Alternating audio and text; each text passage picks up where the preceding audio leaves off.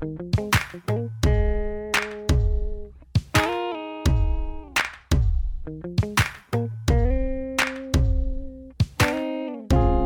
there, and welcome to another episode of Dominant Desires, the podcast, a podcast where you can get BDSM information, advice, and more.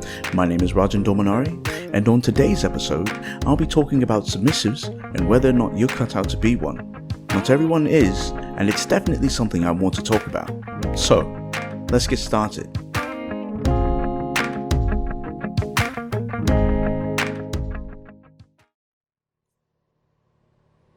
Believe it or not everyone is capable of being a submissive. It's even possible that you're not really even cut out for it. We all have different thresholds for what we can and can't do, but realizing that you can't be submissive isn't the end of the world. So, how do you know if you can be a submissive or not? First, let me say that the type of submissive that I'm talking about here is a relationship submissive. This is someone who is subordinate in everyday things. Now, a bedroom submissive or kinky bottom is something entirely different, and anyone can be a bottom for a short period of time.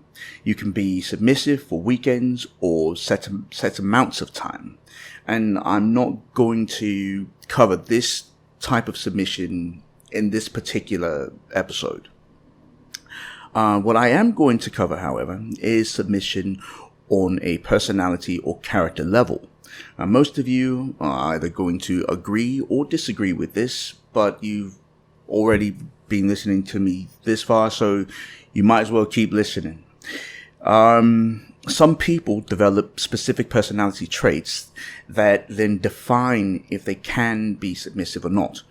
There are a few, however, that don't lend themselves to being a vital part of submission and can, in fact, cause a lot of problems. If these cannot be, curbed or taken care of, it's likely that you're not even cut out to be submissive. So, there are some poor personality traits that I would like to address. Selfishness and self-importance, domineering behavior, being manipulative, and finally, being bratty. That last one is actually a, big issue with me. Anyways, so let's just, go on, yeah? Now, on being a selfish submissive. Bloody hell, why can't I say that? Selfish submissive. There we go. Jesus.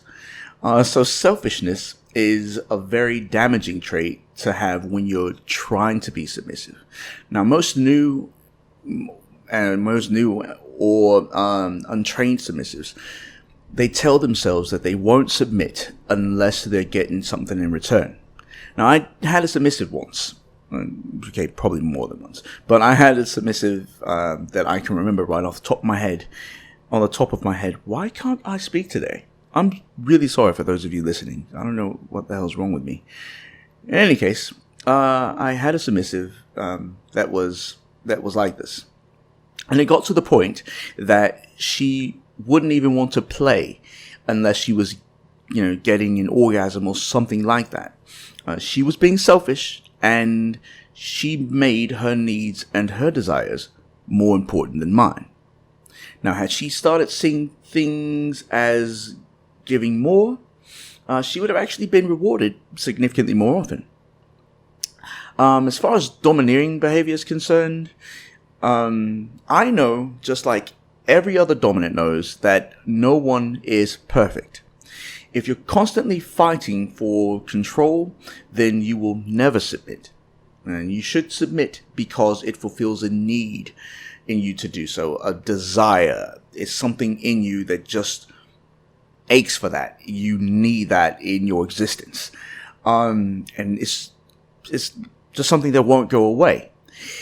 Submission is almost the same as surrendering. As a matter of fact, they go hand in hand.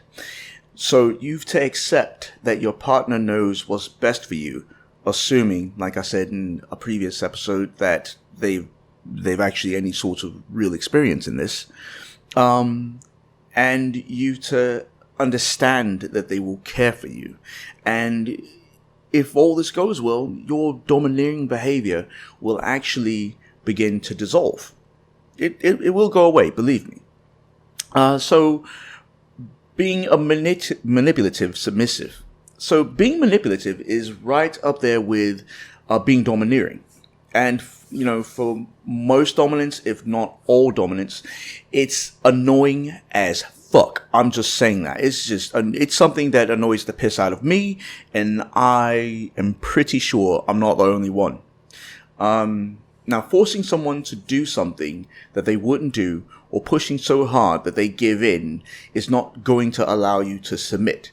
It's just really going to cause more problems for everyone involved, and I don't know. It's just it's bloody ridiculous. In any case, I've heard some submissives say that they're just being persuasive, and that their dominant really doesn't mind. And I'm willing to bet that if I asked their dominant, they would probably say otherwise. So, just so we're all clear here, dominants do not want a submissive that tries to, take over some sort of control or maintain a control in their relationship or dynamic, or try to bend their will. That's ridiculous. It's really counterproductive to what a power exchange is. And power exchange is the crux, foundation, whatever you want to call it, cornerstone, better word, of a DS relationship. Now, as far as being bratty, I love this part. Okay, so before I start on as far as this whole thing, as far as brattiness, I will go out on any sort of limb, skyscraper, what the hell have you, and say that brats are not a real thing. They are not, and I'll never accept that. And anyone that does, you have significantly more problems than I could ever help you with. And if you've any problem with anything I'm saying, I implore you to please let me know. Send me a message. I love, going back and forth about these, because this isn't the first time I've, had conversations like this. Anyways, I do want to talk a bit about being bratty. There are some things as far as brattiness is concerned. So let me go back a bit and explain. Being a brat is not a submissive type. It is just something that happens in a submissive, in a relationship. You say someone wants attention. The dominant isn't quite getting what they're trying to say. If you for submissive, or if you as a submissive, you're trying your damnedest to get your dominant's attention, and they're not paying attention to you, or they're not quite getting what it is that you're talking about when you're saying something. Something that happened to me is that, my submissive, she really just wanted to know very simply why I missed her, because the way I was speaking really just made it seem like I was missing her for no other reason, not significantly, but for no other reason than her body, which is it's a stupid reason to miss someone, and I will never just miss someone for physicality alone. That is just ridiculous. I don't know. It's fucking dumb. I don't know. But she explained it. She explained it to me, and I think I missed it because she was letting me know via text. And this is one of the reasons I hate having conversations or full-on conversations via text, because sometimes you're just going to miss some great details. In any case, she really wanted to know, okay, well, why do you miss me? What are you talking about? I miss you because I do. Don't get me wrong, I think I was being a bit of a twit, but I do that at times. It happens. But in any case, she was starting to get frustrated, and then she said something that I didn't appreciate, and I would have normally, approached it a little bit differently. But I realized what was going on. She was being bratty, so to speak, because she was frustrated. Because I really didn't understand where she was coming from. But all that, went away, and, after explanations, everything turned out just fine. In any case, I know that was the segue from hell. Sorry about that. Like I said before, a lot of submissives, and dominants too, believe it or not, say that being bratty it's an okay thing in a relationship. I personally think that's a load of bollocks, but whatever. It's just considered playful, like a playful type of fun in other dynamics. Now, I am not against a submissive being playful. I mean, it happens. It's a real relationship, and it should be treated as such. If you're just so stoic and stuffy all the fucking time, who the hell wants to be part of that? It's fucking boring. In any case, I'm not against, people playing around or, anything like that. It's a fun thing, But being bratty and being playful are completely different things. And a brat is never fucking welcome in a submissive. I don't. I just personally consider bratty behavior to be a childish attempt to manipulate a particular situation. And I'm certain that you've seen people be bratty in a way that honestly just makes you, I don't know, you shake your head or wonder who on earth told them that they were submissive, or why the dominant in question, or their dominant, doesn't beat them about the head with a fucking shillelagh. Because it's just bad form, and it looks horrid. No one should ever have to see that. And if you're doing this, I'm going to be the first one to let you know, and I likely won't be the last. It is just embarrassing to anyone, anywhere, at any time within this lifestyle that knows what the hell they're doing. In any case, a real dominant will always be able to tell the difference between a brat and a playful submissive. You will always be able to do that. And again, I did say real dominance. And before before any of you out there start trying to, start going in about what a real dominant is, you know what? That's a completely different conversation for a completely different podcast.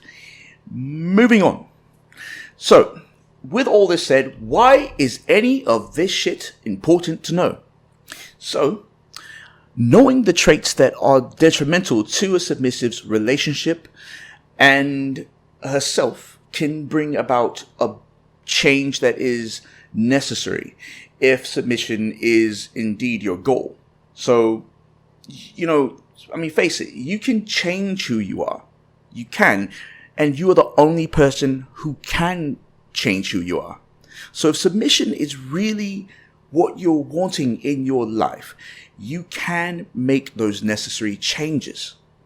Now, if you aren't even willing to work on these things and you enter into a DS relationship, you're misleading the dominant or the potential dominant in your intentions. Because how can you submit to anyone if you're not going to even make those changes necessary to be a submissive worthy of their charge? They're being your dominant. You get me?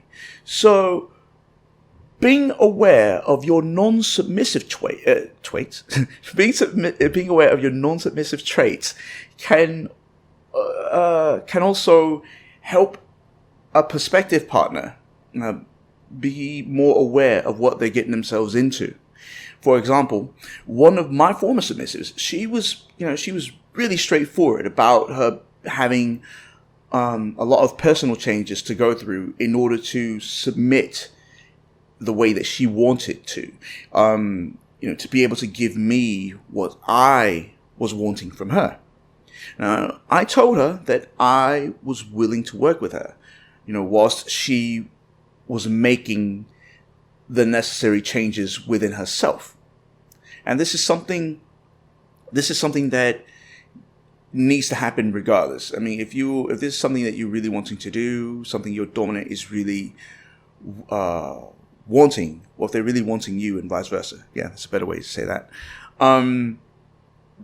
It's a give and take. You should be willing. They have to be willing to work with you, and you them. Because if it's just really one way, or completely one way, or completely the other way, I guarantee you that's just going to turn really sour really quick. In any case, if you're listening to this, and I hope you are, I'm just talking to myself,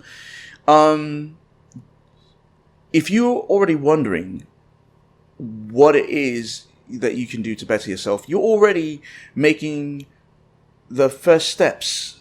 If you can see any traits that are hindering your submissive attitude and causing problems with between you and your partner, the next thing I would suggest you do is just start working on changing yourself. And this is not an easy process. However, it is a very possible thing if that is indeed something you want to do.